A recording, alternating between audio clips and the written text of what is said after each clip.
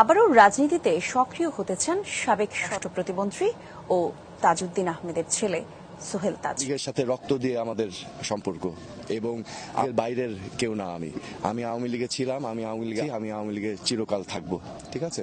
So রাজনীতি থেকে সক্রিয় না থাকলেও মনে প্রাণে আওয়ামী লীগ এবং হয় ডাক পড়লে আমি সাড়া দিব, আবার রাজপথে থাকবো। আবারও রাজনীতিতে সক্রিয় হতে চান সাবেক স্বরাষ্ট্রমন্ত্রী তাজউদ্দিন আহমেদের ছেলে সোহেল তাজ।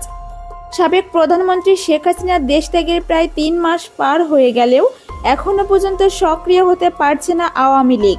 শেখ হাসিনার বিরুদ্ধে একাধিক মামলা থাকায় তার দেশে ফেরা অনিশ্চয়তার মধ্যে আওয়ামী লীগের হাল ধরতে চান সাবেক স্বরাষ্ট্রমন্ত্রীর ছেলে সোহেল তাজ।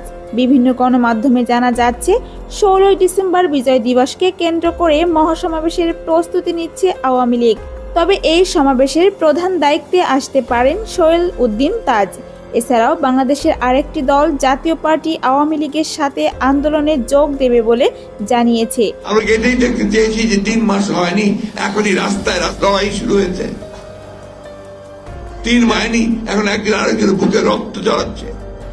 এছাড়া যতদিন যাচ্ছে তত দ্রব্যমূল্যের ঊর্ধ্বগতি বেড়েই চলেছে।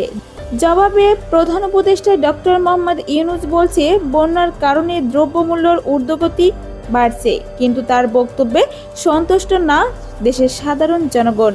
সাধারণ জনগণ মনে করেন শেখ হাসিনার সরকারই ভালো ছিল, তিনি সুন্দর মতো দেশ পরিচালনা করতে পারত।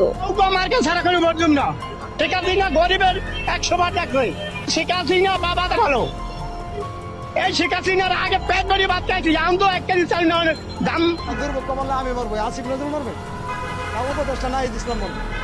রাষ্ট্রীয় অতিথি ভবন যেমন আছে, বড় বড় ডিনার পার্টি হইতেছে।